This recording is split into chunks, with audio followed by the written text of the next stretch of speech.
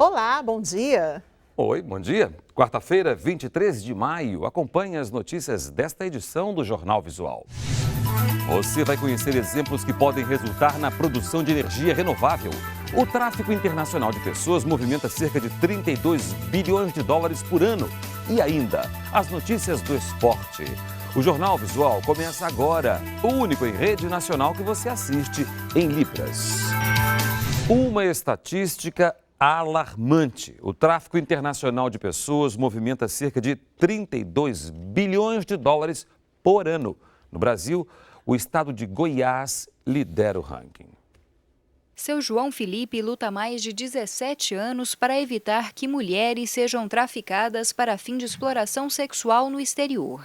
A filha dele, Simone Felipe, deixou o Brasil em 1995 aos 25 anos de idade e foi para a Espanha na tentativa de juntar dinheiro para o casamento, fazendo serviços gerais. No entanto, ela acabou tendo que se prostituir. E ela foi inocente. A jovem Simone foi obrigada a trabalhar em clubes de prostituição na Espanha e acabou ficando apenas 2 meses naquele país, onde morreu de forma misteriosa, provavelmente por uma overdose induzida. Depois de muita luta e insistência do pai dela, João Felipe, um dos donos do clube onde ela trabalhava foi preso. No entanto, foi solto depois de pagar fiança. Histórias como a de Simone Felipe são mais comuns do que se imagina. Cerca de 2,5 milhões de pessoas são traficadas por ano.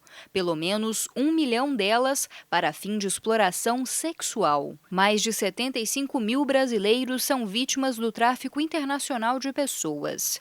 E metade delas saíram de Goiás. Ainda é um problema invisível para a sociedade como um todo. Quando se fala, por exemplo, em tráfico de pessoas para remoção de órgãos, as pessoas têm a ideia de que isso é ficção, de que não acontece.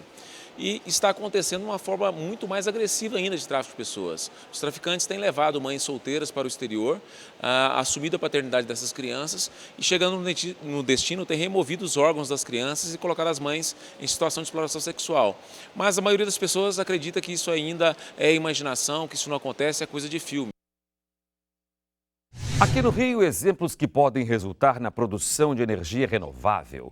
Um pesquisador criou um equipamento para aproveitar o lixo e gerar biogás. E na rede pública, uma escola aproveita o esgoto que se transforma em combustível alternativo. Na cozinha da escola pública, o gás usado no preparo da merenda tem custo zero. O combustível vem do esgoto produzido na própria unidade. Ele é lançado nesta caixa de concreto e distribuído para cúpulas biodigestoras, antes de virar biogás e ser canalizado para um fogão adaptado. Os resíduos que permanecem no biossistema são filtrados, adubam uma área de plantas e voltam limpos para a rede pluvial. O sistema está em atividade há 3 anos. Este gás pode ser utilizado de 3 formas diferentes. Ele pode ser utilizado para iluminação, ele pode ser usado para mover motores e ele pode ser usado para aquecer água e, com isso, realizar o cozimento de alimentos. A nossa intenção é que, aumentando a produção do gás, a gente diminua a aquisição do gás produzido com derivado de petróleo. O sistema de biodigestão é usado no Brasil desde os anos 60, principalmente em áreas rurais, mas em pequena escala. Para que o Brasil consiga dobrar a produção de energia renovável até 2030, serão necessárias novas ideias. Ao custo de R$30 mil, o equipamento, que parece um container, armazena até 20 toneladas de lixo triturado a uma temperatura de 65 graus. É o chamado processo de biofermentação. 10 dias depois, o lixo gerou biogás e gás carbônico, substâncias que mantêm funcionando o próprio equipamento. O excedente pode ser comercializado. Ele acaba com a dependência de áreas novas para aterro, ele pode ser usado em pequenas cidades, indústrias que têm alimentícias que precisam de energia e resolvam problemas de lixo. Após 60 dias, o lixo sai assim do biofermentador, desidratado, sem cheiro, em volume menor e pronto para ser queimado sem danos ao meio ambiente. Outra alternativa de energia para indústrias que ainda queimam madeira, por exemplo. Estamos procurando um investidor para acreditar no projeto e a gente poder colocar ele na rua. Hora do esporte com Sérgio do Bocage.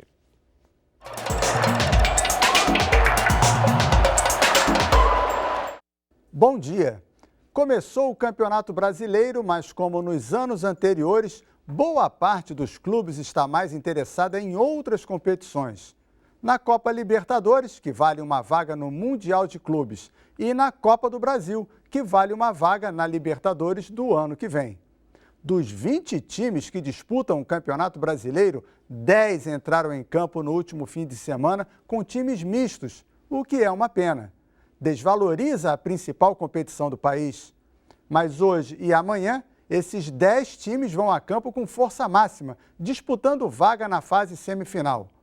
Rio e São Paulo estão diretamente envolvidos na Libertadores, com Fluminense e Santos enfrentando equipes argentinas e com o Clássico Nacional entre Corinthians e Vasco. Podemos até ter uma final brasileira nessa competição. Na Copa do Brasil, Palmeiras, São Paulo, Grêmio e Coritiba aparecem como favoritos pelas vagas. É apenas um palpite. No futebol, o que não faltam são surpresas. Amanhã à noite, a gente vê se eu estou certo ou não. Até a próxima!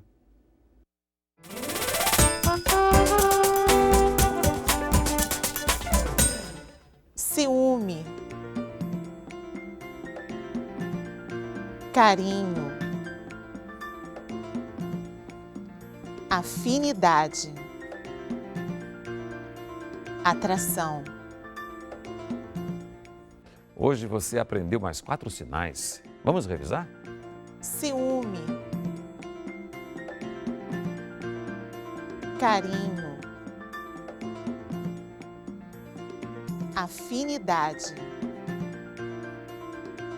atração. Em cada ponto, um personagem diferente. Uma cobradora de ônibus se inspira nas viagens nas linhas do Rio de Janeiro para escrever. As histórias já renderam 4 livros, Cláudia. O 5º já está a caminho. Quando Sônia chega para trabalhar, é uma alegria para os colegas motoristas. Ela está sempre sorrindo e o que não faltam são histórias para contar. Quem não tem dinheiro, viaja. Viaja no ônibus, roda a roleta e viaja na imaginação. Mas quem vê o bom humor de Sônia não imagina a batalha que foi criar o filho sozinha. Eu era funcionária do extinto Banco Nacional. Logo que eu saí do banco, eu fui vender quentinhas no condomínio. A escritora que sempre morou no coração da cobradora Sônia surgiu da necessidade de motivar o filho a comer vegetais. O menino gostava só de arroz com feijão. A historinha virou o primeiro livro. Ela já escreveu outros 4. A inspiração para escrever os livros, a Sônia tira das cenas do cotidiano aqui do trabalho dela e dos passageiros que ela encontra entre uma viagem e outra aqui da linha 125. E ela não tem dúvida de que este é um ambiente maravilhoso para qualquer escritor criar seus personagens. Tem um que agora até ele está desaparecido. Eu dei o nome para ele de Zé Lumbiza. O Carlos, aí com as vassouras, numa próxima edição, será o amigo da personagem Dona Cataporina. É a bruxa. Dona Cataporina compra as vassouras com ele. A Dona Cataporina é mulher do senhor Sarampião. O livro chama atenção para os cuidados com as doenças infantis. E assim, no vai e vem de todo dia, Sônia ganha novos leitores e admiradores. Eu nunca imaginaria encontrar uma escritora dentro do ônibus que eu geralmente costumo pegar. Grávida de 7 meses, Geice já sabe qual vai ser a primeira bela história que contará quando a filha Isabela nascer. Ela estava na barriga ainda e ela teve um dos primeiros contatos com a leitura foi dentro de um ônibus e de uma escritora cobradora. A apresentadora de TV Leda Nagli é uma incentivadora. Até já escreveu o prefácio de um dos livros da escritora cobradora. Não tem tanta gente que não tem dinheiro e está aí amarga, atrapalhando a vida dos outros. Ela não, ela está contando história para ajudar a vida dos outros. Eu acho maravilhoso. O Jornal Visual termina aqui. Obrigada pela companhia. Assista agora ao Repórter Brasil. Bom dia e até amanhã.